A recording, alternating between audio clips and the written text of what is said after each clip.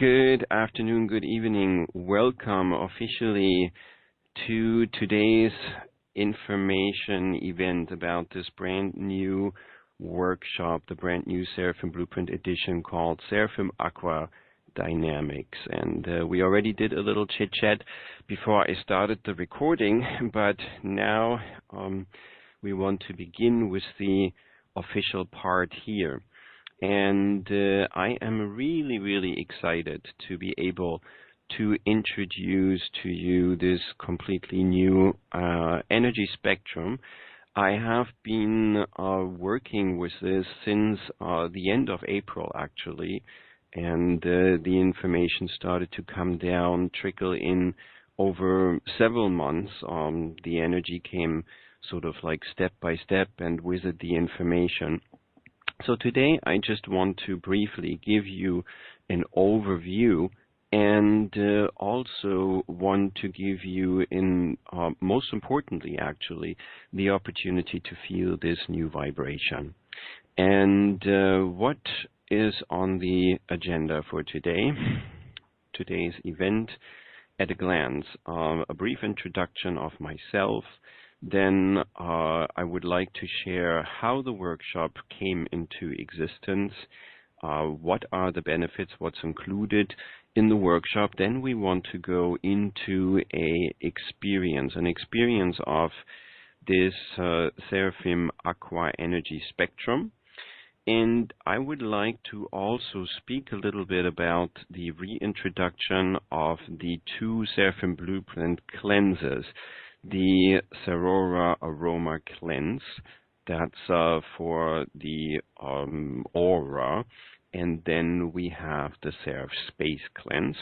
So a few words on that, questions and answers, and in the end there will be a group meditation which will be enhanced with the new energy. So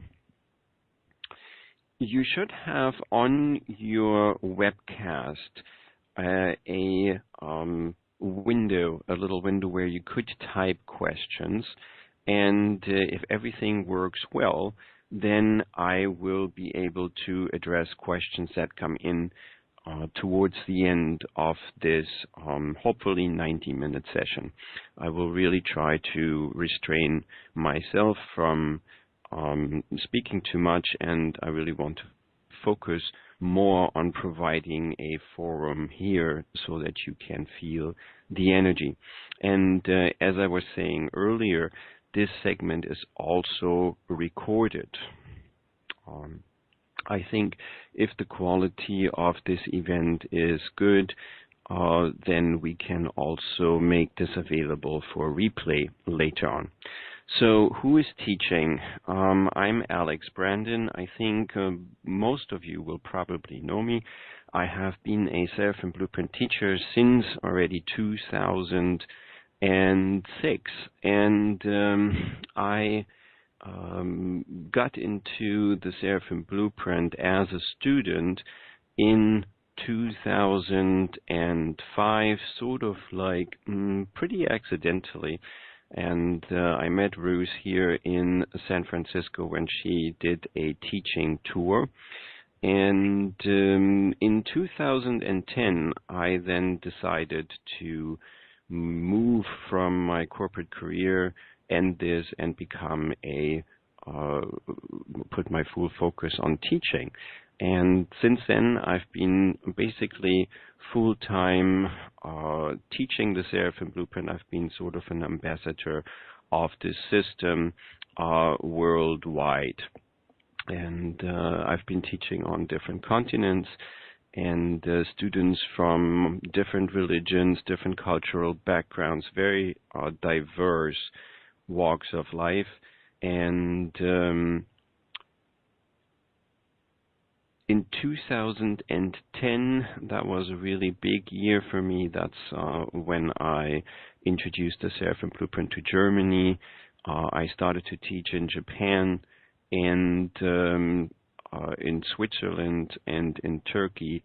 I introduced the Seraphim Blueprint in 2012. So I think it's been a great privilege. I feel really very honored to have had the opportunity to share this amazing system with so many people worldwide, and this has also been a great source of inspiration and insights and growth for myself.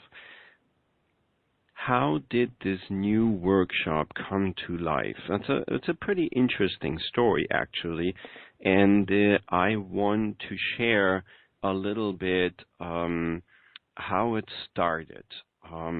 For me, there's basically the two questions that are critical. One is that who or what are Seraphim Angels? And I've been struggling with that question for many years because initially I really did not have an understanding of that concept of angels. And for the Seraphim Angels, what's particularly peculiar is that they're supposed to have 6 wings. And I've been really sort of hung up on that whole wing topic in the first years because to me just the idea of an etheric being needing wings to move around seemed quite strange, and then one angel having 6 wings, that seemed even more incomprehensible. So that's the first point I want to talk about, and then of course we want to come to what's the connection with the water. Now, for me to understand the Seraphim Angels, I have been looking a lot at images of the Seraphim Angels. They have been depicted over the course of history. They have been written about, and when I started to teach in Turkey, then of course I became familiar with the Seraphim depictions inside the Hagia Sophia in Istanbul. And these are, to my knowledge, the largest Seraphim Angels that we can find, the artwork of depiction of Seraphim Angels that we can find anywhere in the world. Nobody ever pointed me towards similarly large images anywhere. And there is 4 Seraphim Angels inside the Hagia Sophia, and of course also the Hagia Sophia for more than 1,000 years has been the largest enclosed space on the planet. It's really a miracle. This building is really quite stunning, and for so many reasons. The Seraphim Angels had been added later, and when we look at the ceiling, then surrounding the dome, we see 4 Seraphim Angels. Each one has a uniquely different wing position. And, you know, there's lots of speculation as to why that may be, what the position of the wings signifies. And so this is the images of the Seraphim that I would say sort of mostly shaped my understanding, because every time when I go to Istanbul since 2012, I will go there at least one time to really let this sink in, and I meditate and I try to understand. So there is 4 Seraphim Angels, only one has the face uncovered, and that one is probably the most depicted Seraphim Angel probably in the world. Everyone who Googled Seraphim will probably find that image. So we see the position of the wings here is pretty unique. There is 2 wings pointing upwards, 2 wings pointing downwards, and 1 wing to the right and 1 to the left. Now, the color that you see here in this image, I strongly believe is not the original color how people would have seen it at the day of the opening. I do believe, and I got some confirmation from a chemist in Germany, that what we see here as brown originally was actually red. And the other color, the second color of the wings used to be much more blue. So I think they had a lot of water damage over these hundreds of years, and the water influence actually changed the color of the stone that they used. That is my really strong feeling. And so now imagine that image. It would have been, each wing would have been red, and then it would have had also a blue part. Now, why that position of the wings, you might ask? And I just want to briefly, tap into the source of that idea that the wings would be positioned that way. And that's actually coming from the Old Testament, Isaiah. Isaiah had an instance where he saw in manifestation of God. And he reports that in Isaiah 6.2, and it's described as such: above him, meaning God, the manifestation of God, were seraphim, each with 6 wings. With 2 wings they covered their faces, with 2 they covered their feet, and with 2 they were flying. So I think that's why this position. And as I traveled through Turkey, I saw a lot of other seraphim images. For instance, in Ephesus, the house where Mother Mary is believed to have ascended from, there is a depiction of her assumption to heaven, and above her being assumed into heaven, that's facilitated by a number of angels who help lifting her up. But above that scene, there is a seraphim angel. And this seraphim angel is sort of like the conductor of what is going on here, of making sure that the body of Mary is lifted into heaven. The physical body is actually being brought to heaven through this facilitation of the seraphim here in cooperation with other angels. And again, here we see a similar wing position. And when we did arrange the Seraphim Blueprint Festival, the first international Seraphim Blueprint Festival in Turkey 2 years ago, then we went there to Ephesus, we looked at the artwork, and we went also to Cappadocia, into the underground cities, the mysterious underground cities in Turkey. And we found lots of depictions of angels. And here's another one of a 6-winged angel. This time it's blue. And again, same wing position, 2 wings up, 2 wings down, and 2 on the side. What I noticed when we were traveling through Turkey is that by far most of the seraphim depictions were in red. Which makes sense, because in Isaiah the seraphim are described as the fiery angels, and the burning ones, the ones that burn without ever being consumed by fire. So it's a very high energy, very high vibration, which very often people associate with the color red.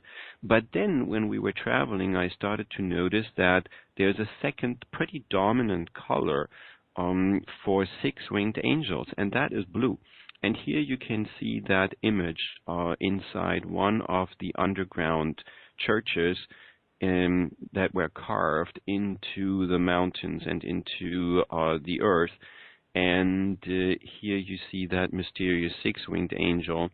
And we also went to Konya, Rumi's hometown, and outside of Konya we discovered very interesting churches that had references again to the Seraphim Angels. We found many there. But here, an image where I'm standing in a doorway, right and left, you see images of 6-winged angels. And here, again, interesting, very interesting, the wings are actually having 2 colors, 2 colored wings. The inside sort of bluish, on the outside it goes more towards red, and the center being red of those angels. So here the combination of both colors, red and blue. And when you Google seraphim images, you will find many these days. Years ago there weren't that many, but I think today the awareness or the curiosity about seraphim angels sort of like has been heightened. And we find more and more people uploading images that they find of Seraphim Angels.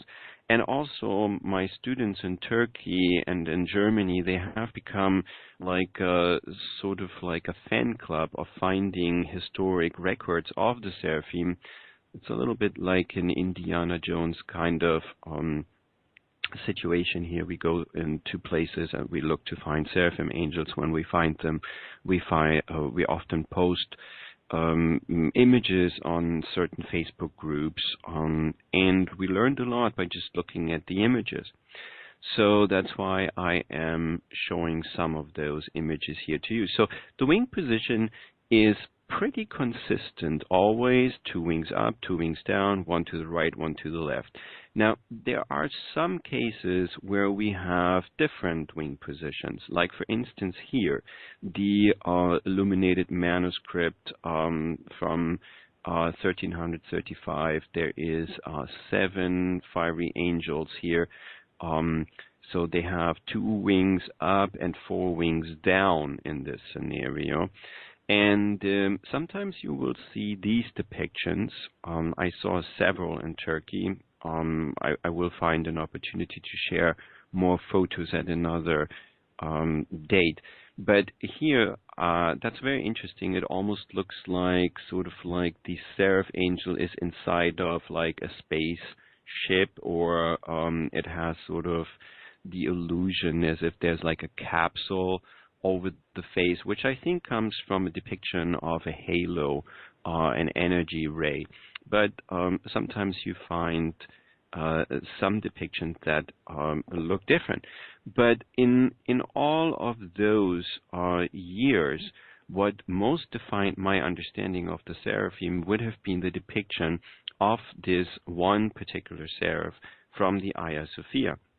Now, one day in April, at the end of April, I was sitting there meditating, and visually, suddenly, this image appeared in front of me of that particular seraph that you see here. And as I was meditating, something very fascinating happened.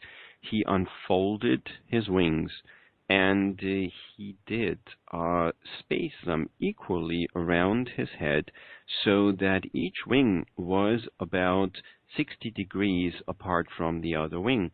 And then as I was looking at this, I thought, oh wow, I've never seen any position like that. And then just looking at this angel, then he morphed into becoming a snowflake. And I was like, ooh, hoo, hoo, wow, what just happened here? And it was really very mind-blowing, because suddenly, in that one moment, all this information, all this insight sort of flooded into me that, yes, I always knew the Seraphim have 6 wings. I know quartz crystals are hexagonal. I know the water structure is hexagonal, but I never, ever in all these years connected that. And so I saw this information suddenly really, really clear. There's a special connection between the seraphic energy and the water. And when I just looked at this, the seraph was basically saying, think of the Seraphim as etheric light. Think of water as liquid light. And think of quartz crystals as solid light. And know there is a very unique, a very special connection between those. And basically, from that time on, for a period of several months, information just started to flood into me. And then I went back home and I sat on the computer and I Googled, and I was, can I find a Seraphim Angel depiction, a historic depiction that shows the seraph like this? Because I can't possibly be the first person to have such a vision. It must have happened before. And I spent many, many hours searching.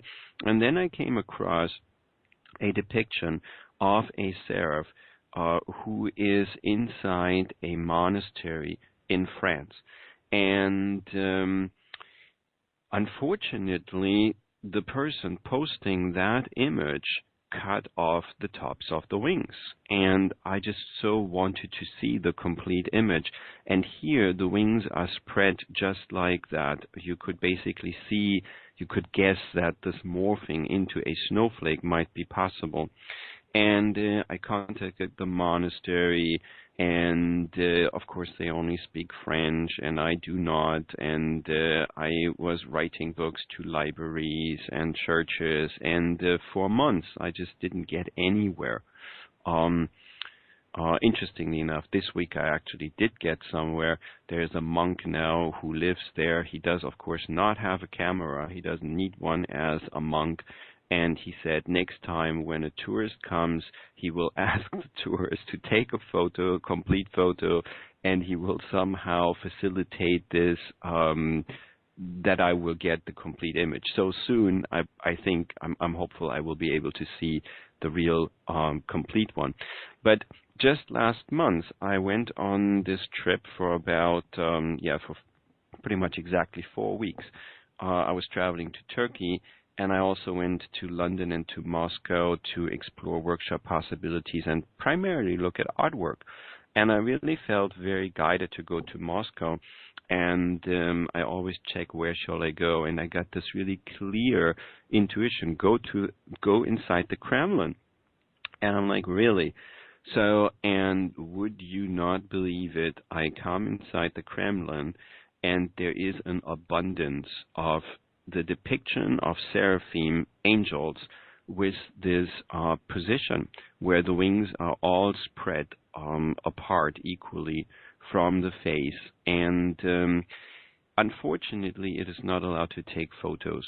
So I snagged some photos, and with my mobile phone, of course. So the quality is not really that good, but I still hope you can see this. And I was really amazed to see this depiction here. And you see a Seraphim Angel, and you see him in inside of rings. In the center, the color is darker, and outwards, the color becomes lighter, lighter, lighter. It's like energy radiating, being the strongest in the center, and then becoming more etheric, finer, more subtle at some distance. And here's another version which I enhanced a little bit in Photoshop to get that concept across a little bit better. So I was ecstatic to see that, and there I probably saw depictions of 15 or so of these Seraphim Angels, and all in that position that I initially had seen in that vision. So these artists there must have shared some sort of similar vision. Here we see the red seraphim inside of blue circles. And I was really, really happy to see that, because it felt to me so much like a confirmation of all this information, this connection between the water and the fire, the red signifying the fire energy, the seraphim energy, the light energy, the blue is then the water. So now what's the connection with the water?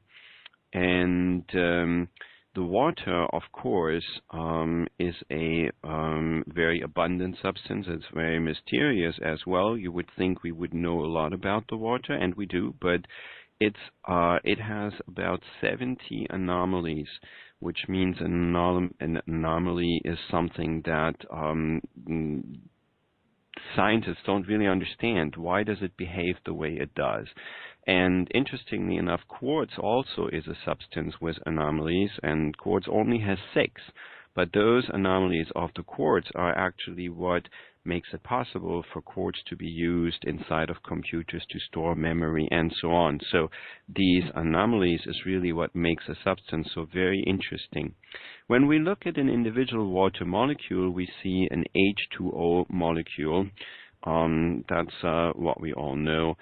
And when water comes together, like for instance in water vapor, it doesn't really get structured. It remains in a random state. There's water molecules sort of just like floating around. And when water, in bulk water, liquid water, comes together, then it's still only semi-structured. It's actually forming some bonds, but they're loose bonds. And scientists call this state actually bulk water. There's been a lot of research. Dr. Pollock research would be really interesting to look into deeper if you are open to learn more about it. Now, when we speak about structured water, then for people, most of the time, the association would be ice. When water freezes, it goes into a ordered structure, and in most cases, that will be hexagonal. And however, there's also a fourth phase of water, structured water, liquid water, which is more like gel-like. That's been not looked at much in the past centuries. Even so, it was already discovered in the 18th century that there is such a fourth phase. And that's very interesting because that's sort of like what happens on the surface of water. Surface tension is known. And it's also like the water, the body of water sort of forms a skin, that's how I see it, around itself, and that's a crystalline structured water. And interestingly enough, we can find that structured water in the hexagonal structure everywhere in our body, around proteins, around our DNA. Quite fascinating.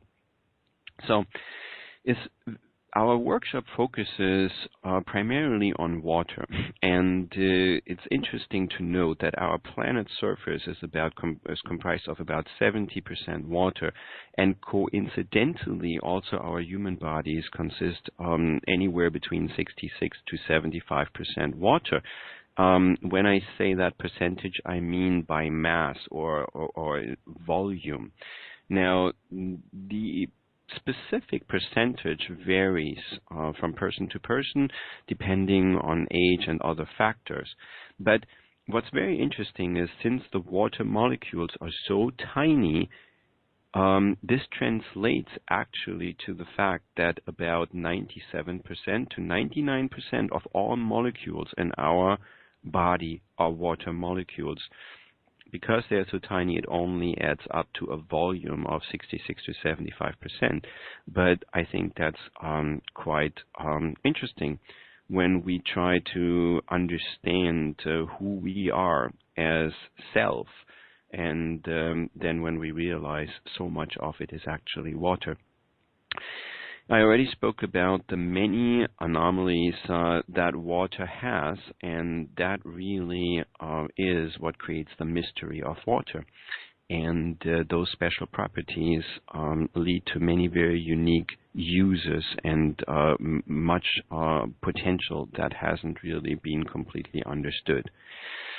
And water plays a crucial part in all of our bodily processes, and we want to look more into the special connection between the energy flow and water.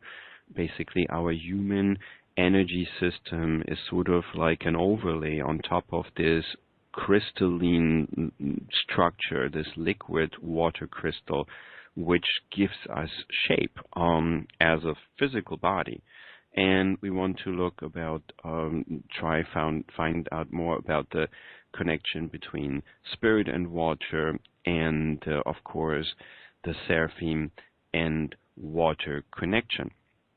Now, one thing that always, a question that always popped in my mind in these months over and over was, well, if I believe into creation and I say we were created, then wouldn't have the Creator given us all we need to be abundant, healthy, and to thrive in any way? And water is so abundant around us. Now, if we want to believe in evolution, then here's the same idea. over this long time of evolution, wouldn't we have evolved to perfectly adapt to what is plentiful available on the planet, like water? So I think maybe too often we are focusing too much on looking for some rare secret substance, something that can give us healing or accelerate our spiritual growth. And I really do wonder, do we pay enough attention to what is easily accessible around us? And by understanding the sacred geometric pattern, which is aligning with this the seraphim and the hexagonal shape of pattern of water and the hexagonal crystal structure of quartz, I think that's something which is very significant to explore. It's a very mysterious connection between the water and the seraphim.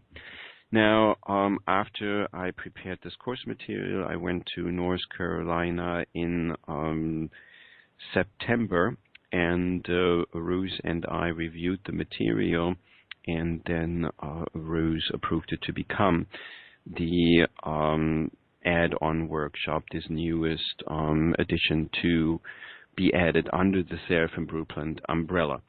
And I did teach it 3 times already in the United States. I had 2 test classes and 1 class with participants just before my last trip, and I taught it also the European premiere in Istanbul. And I just want to share with you a little bit about the content. This energy spectrum is unique in that sense that it differs from all the other previously used energies that are focusing on enhancing the human energy system.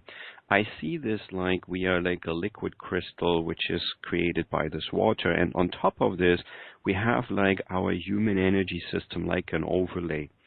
And the energy systems normally will focus on optimizing the energy flow, optimizing that overlay, which is our human energy system. Now, this energy does do that as well, but it has a second component that goes directly into the water to actually change the water crystal structure.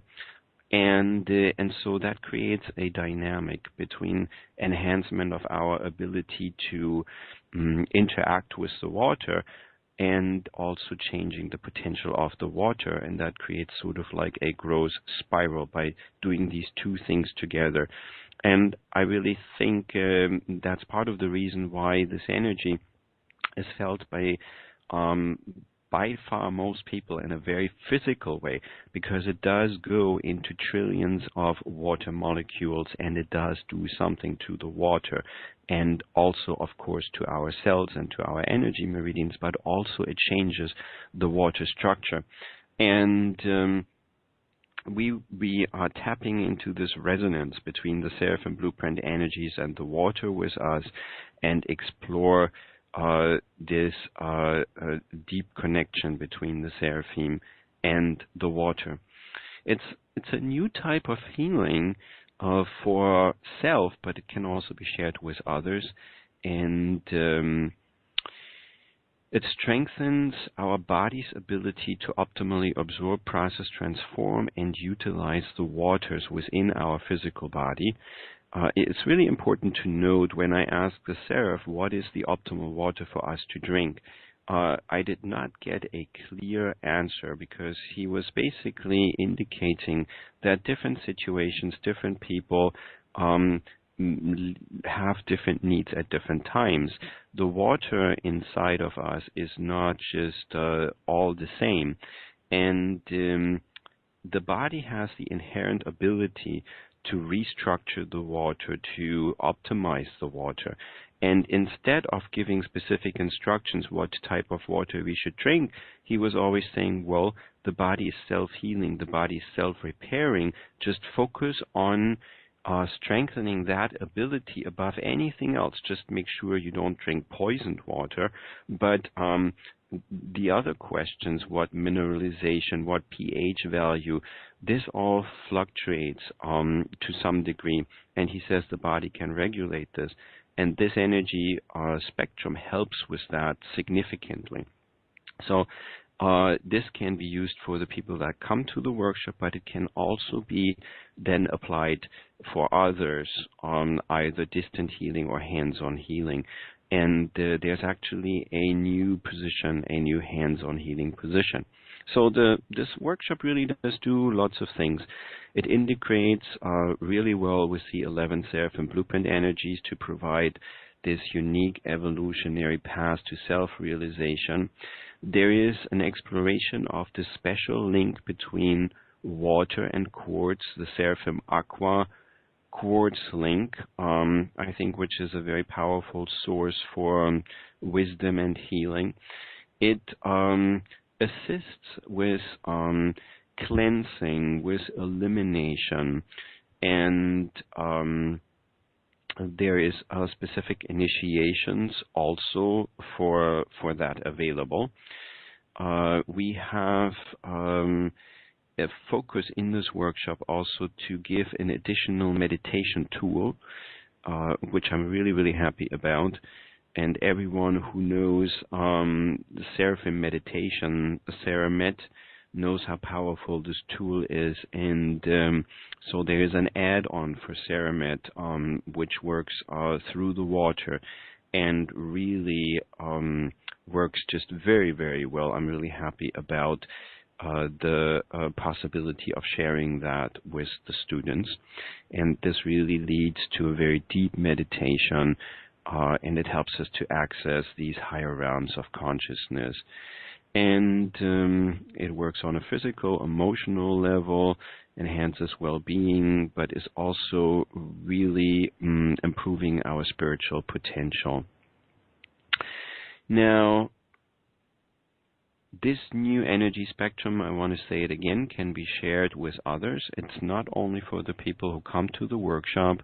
It can be done distantly. It can be done also hands-on. And of course, we explore this all-connectedness through the water. So many, many things are included in this workshop. And I've already talked for almost 40 minutes. So let's get into energy now. We will do the first energy session for a series of organs. We can use this energy either for the whole body or for organ systems or for specific organs. And there's a list that I channeled that we will do today. We will begin with a session for the brain that will be followed by a session for the thymus gland. And actually, the Seraph really stresses that the thymus gland is very important for the processing of the water, the optimizing of the water in our body.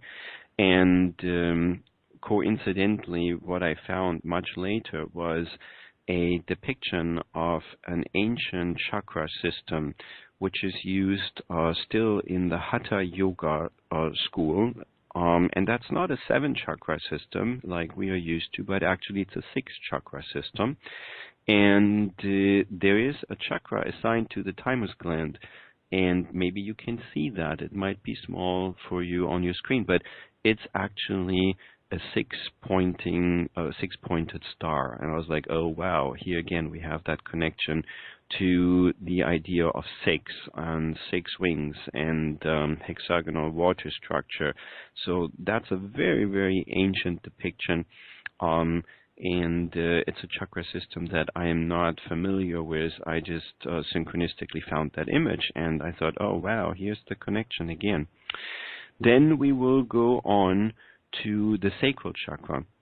And the Seraph says the sacral chakra and the thymus gland, these are very important centers for changing the water in our body, and it has to do with creativity. And then I was thinking, okay, well, sacral chakra, very interesting. How is the sacral chakra normally depicted? And oh, wow, another coincidence. It's the six-petaled flower, the six-petaled six flower petals we can see. And, it's called the water chakra, actually. I was like, oh, how interesting. But often it's depicted, in these fiery colors. So we have here also this mixture of like fiery and water.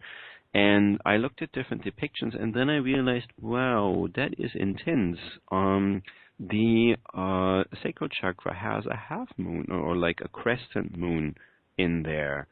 And I was like, wow, people have always asked, why does the seraph symbol have a moon inside, a crescent moon inside? And I never knew, I never understood. And I was like, whoa, that's how Ruth channeled it.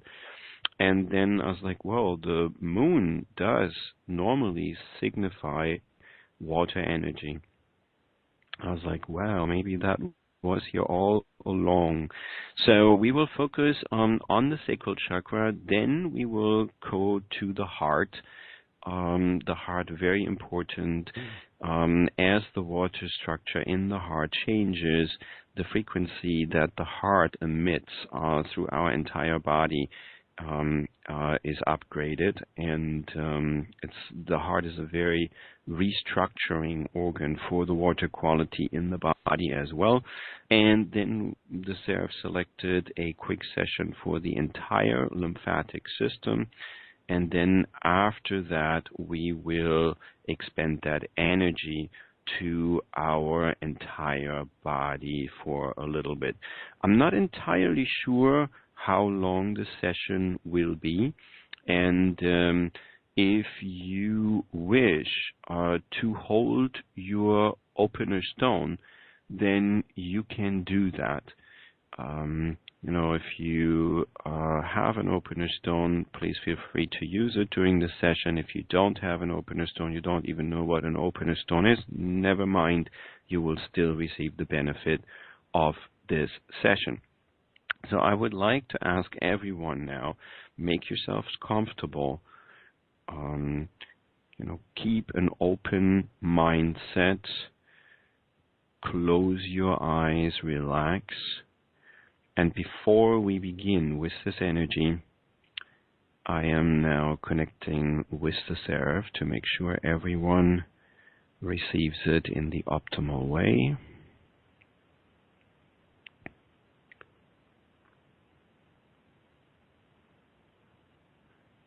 And the experience of the Seraphim Aqua energy spectrum starts now. And we begin with Seraphim energy, Seraphim Aqua energy healing for the brain.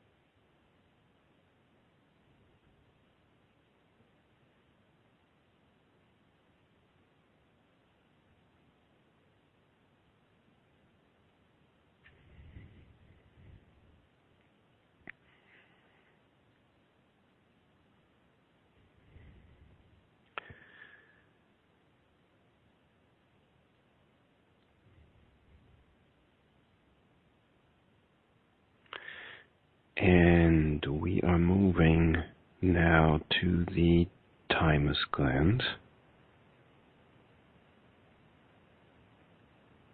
Seraphim Aqua energy healing for the thymus glands.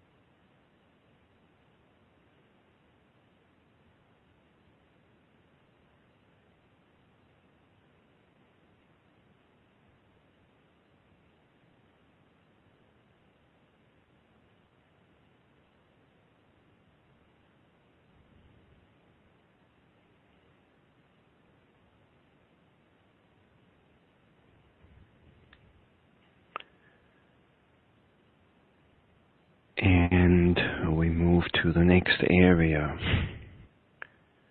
Seraphim Aqua energy healing for the sacral chakra area.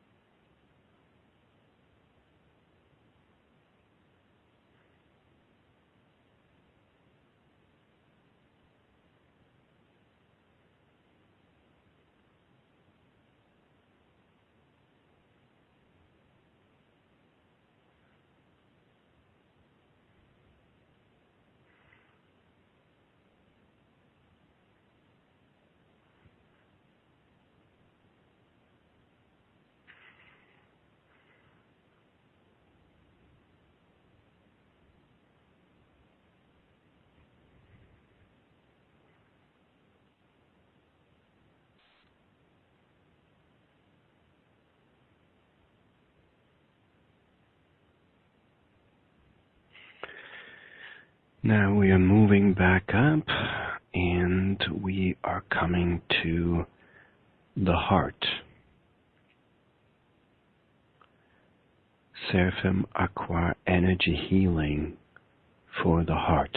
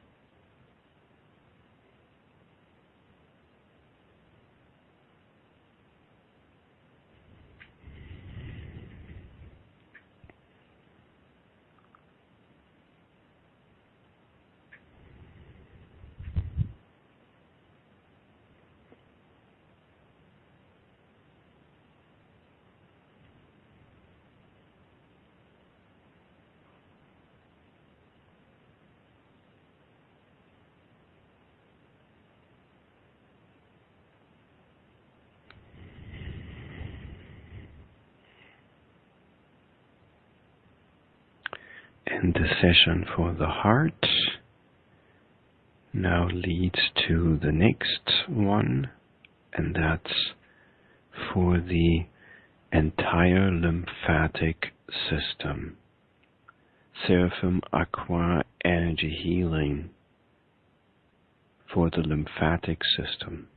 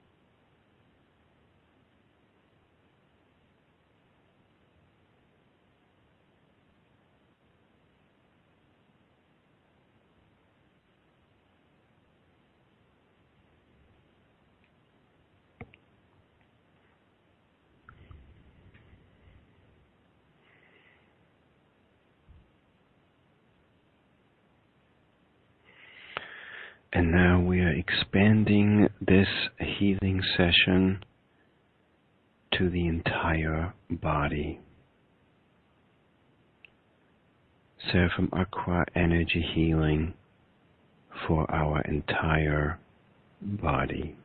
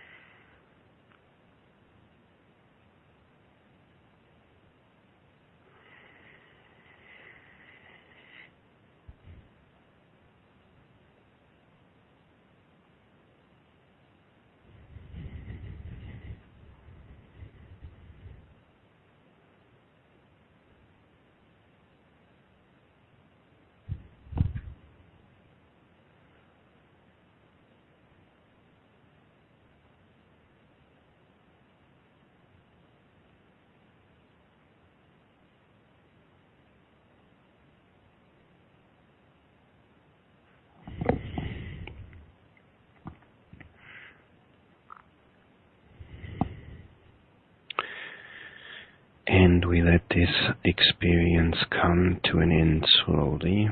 Allow about 1 to 2 more minutes in silence before you open your eyes.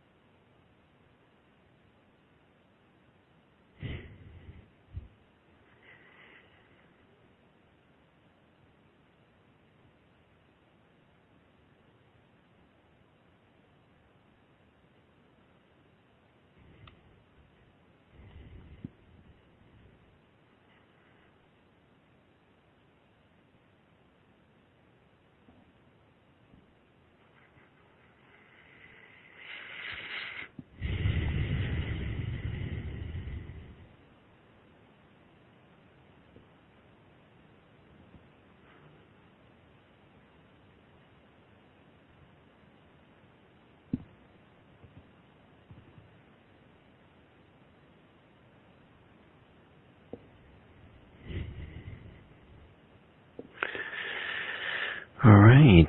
If you wish to keep your eyes closed while I talk, of course you may do that. If you want to let the energy still resonate through your body. The workshop includes a series of healing sessions for specific organs, but this energy can be used for any organ in our body or for any combination of organs or systems. So it's very flexible.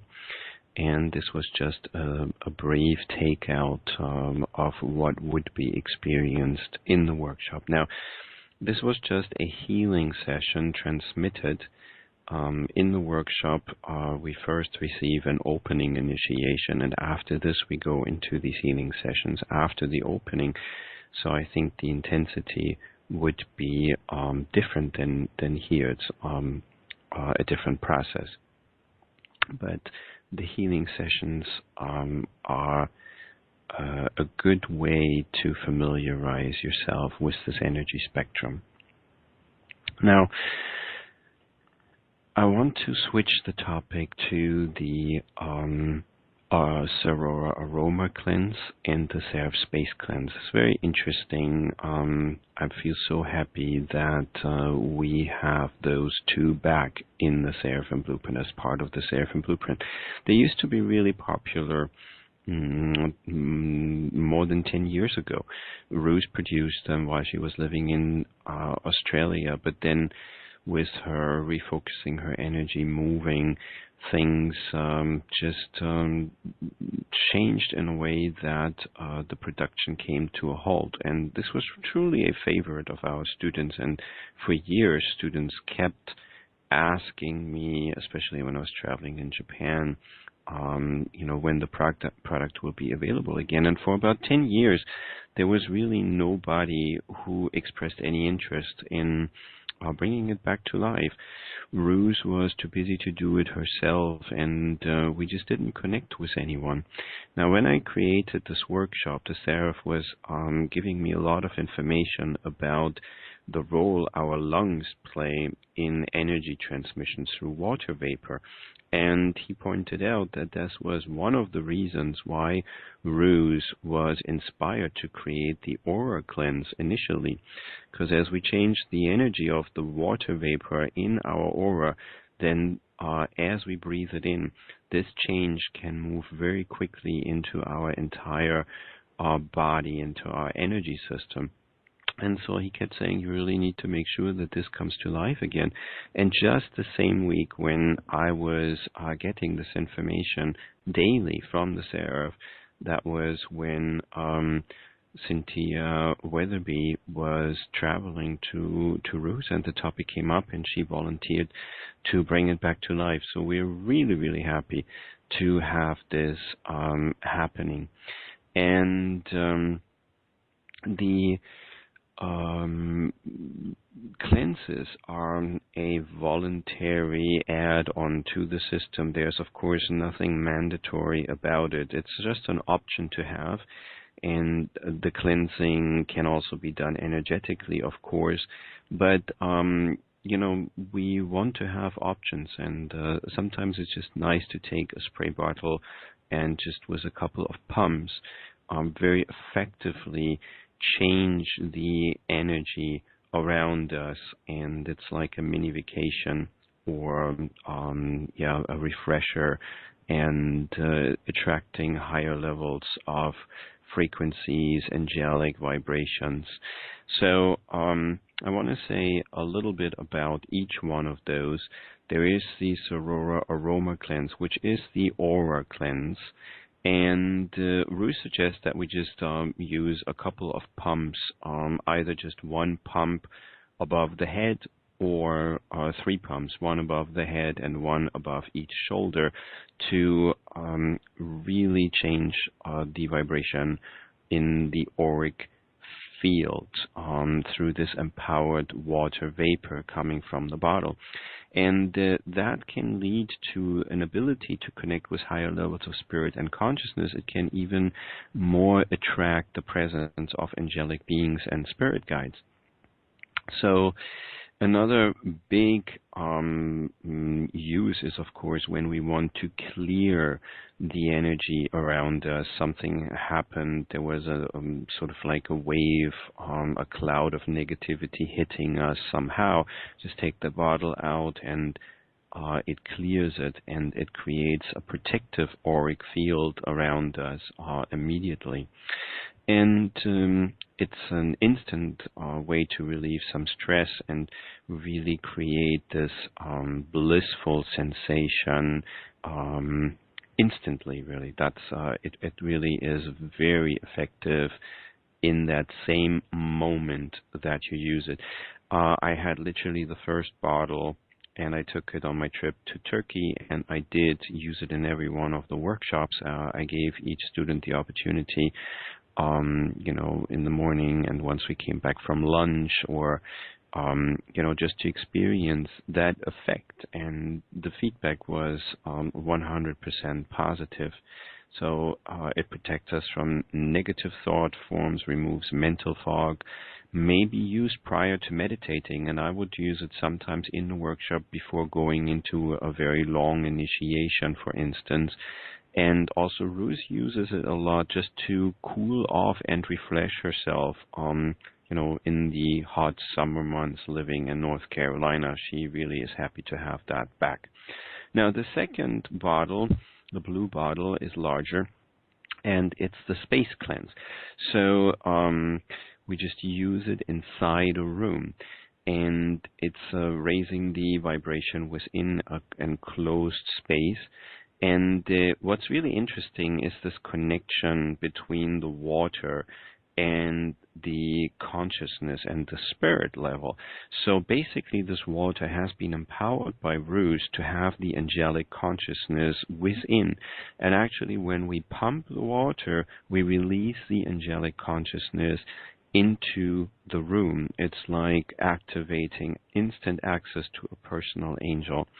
And then the angelic energy is anchored in the room. The angelic consciousness is basically grounded there. Very interesting concept. It can also be used for cleansing the room before installing the level 1 energy grid. Now, people sometimes have that desire to really make sure the room is cleansed and cleared before they go ahead and install the grid, and that's another tool which can be used.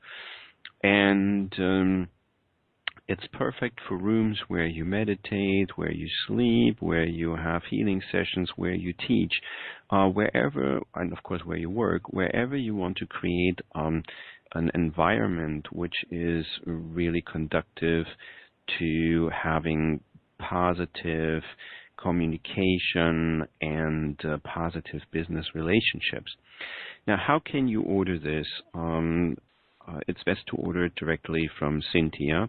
And here we have the price list. The Aurora Aroma Cleanse is a 4-ounce bottle at $21. The Seraph Space Cleanse is an 8-ounce bottle at $33. And shipping would be added to that. If you want to order this, please go ahead and click on the link that Ruth provided in the previous newsletter. Or if you don't have that newsletter and you wish to contact Cynthia, then you can do this by text or by phone. Her phone number is 240 233 6887, 240 233 6887, or by email. Her address is ckweatherby@gmail.com. Now, most of you are on Facebook. You can also look her up on Facebook, of course. She's one of my friends. You might find her also that way. Now, let's do briefly questions and answers. We've been almost out of time, but I do want to do one more energy session. So let's just see. As far as I can see online, there's only been one question, and that was Cynthia Ochoa from Las Vegas, and she's asking if I would consider to come to Las Vegas to teach the workshop. And yes, I definitely would. You're already the third person asking me this. I would be open to come. I probably would organize a workshop at a hotel, and you know, I haven't had time to focus on that, but I enjoyed teaching in Las Vegas in the previous years greatly, and I would definitely consider that.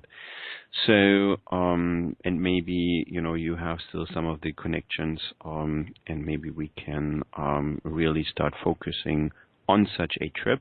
It would be my pleasure to come back, truly. So another point I wanted to mention is there are prerequisites. This workshop is truly advanced. It's a different energy healing concept that is best able to integrate quickly once it is actually building on a strong foundation. That's why the prerequisite is that everyone who wishes to experience this must have completed at least level 3 of the Seraphim Blueprint, Seraphim Manifestation.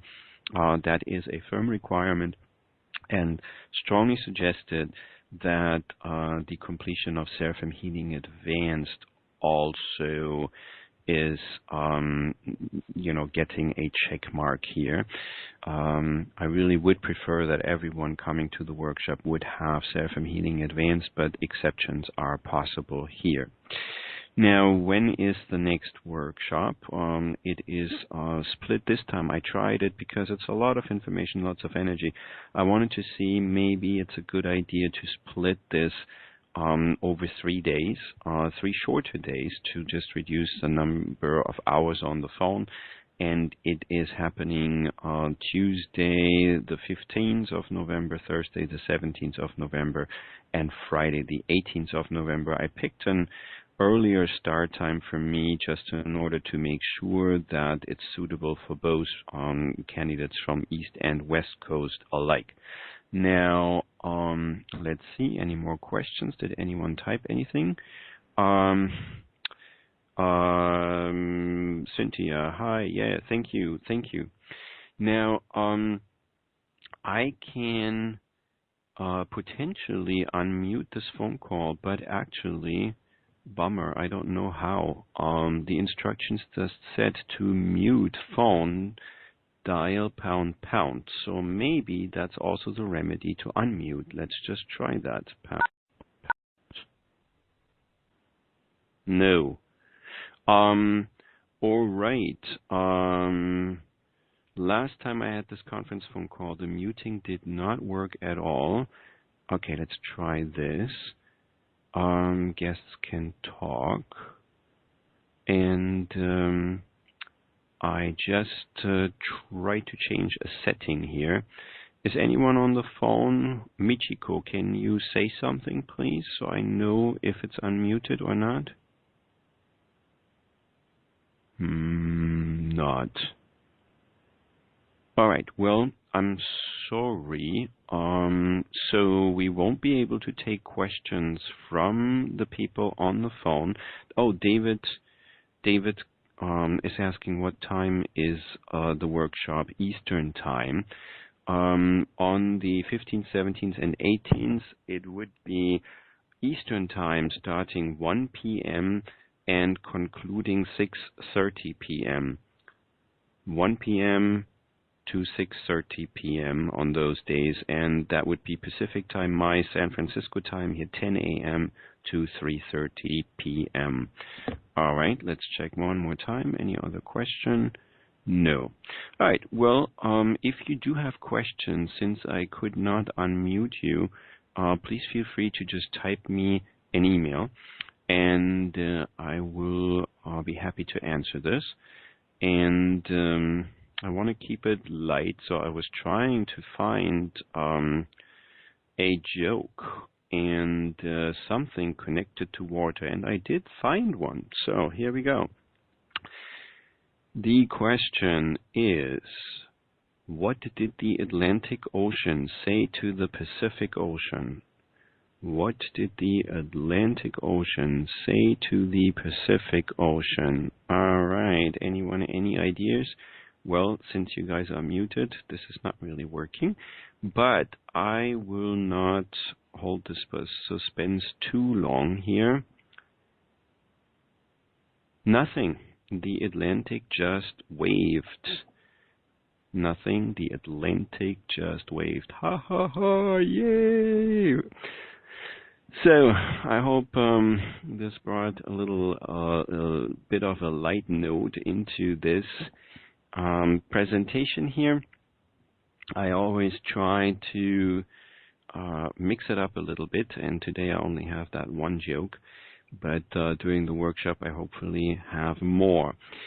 So we go now into the last segment, and that's a group meditation. And the topic is the all-connectedness through water, or if you wish, you can also say the connecting to oneness through water. The Seraphim Aqua energy spectrum is doing so many different things. It's not only physical as far as healing, but it definitely helps us with strengthening access to higher levels of consciousness and spirit. And so we want to get a little taste of that here at the end. So if you already have received the initiation for level 3 meditation enhancement, then please now I invite you to activate this. Activate the meditation enhancement from level 3.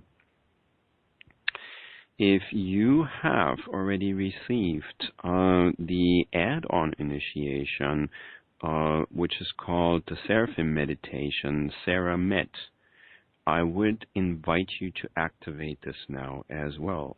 Activate SeraMed. If you have not received any of those initiations, never mind. Just close your eyes, relax, and if you have any meditation practice that you use from any other modality or your own personal way to meditate, just start meditating, relax, and put your focus on the topic, the all-connectedness through water. Through the water we drink, through the water vapor that we breathe in, we are connected to everything around us. Or you can also call it the connecting to oneness through water. And now I am enhancing this meditation by sending the Seraphim Aqua energy spectrum to each one of you. Enjoy the meditation.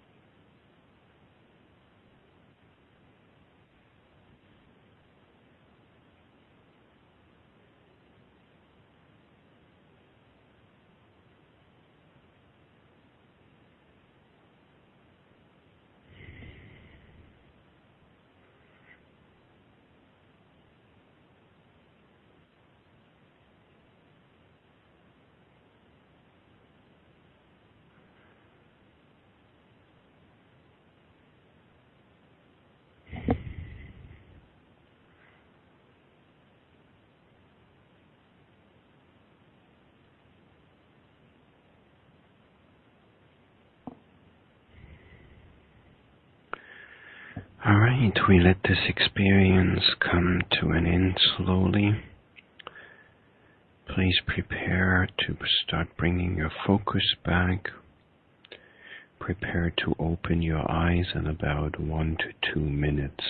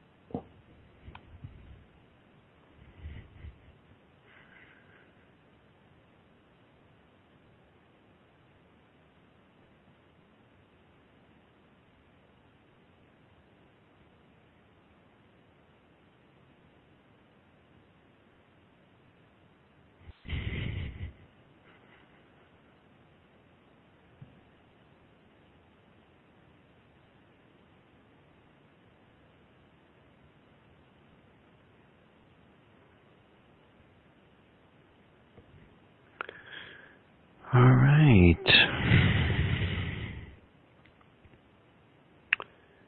This was Seraphim Aqua Dynamics, the all-connectedness through water. And this brings us really to the end of today's presentation. Thank you very much for participating. And I'll be checking one more time if there are any more questions here. Several people said thank you for the presentation. Oh, here, Grace. Oh, Grace from France is here. Oh, hello, this is so nice. Would we be able to send these energies to bodies of water? Yes, we would be. This energy spectrum is really very broad as far as applications. It can be used for people, it can be used for nature, it can be used for bodies of water, for locations, for springs. There's definitely a very broad spectrum here. Good question. Thank you, Grace, and greetings to France. I'm really excited that you joined here today. That's really, really nice. So I can take one more attempt to see if I can unmute.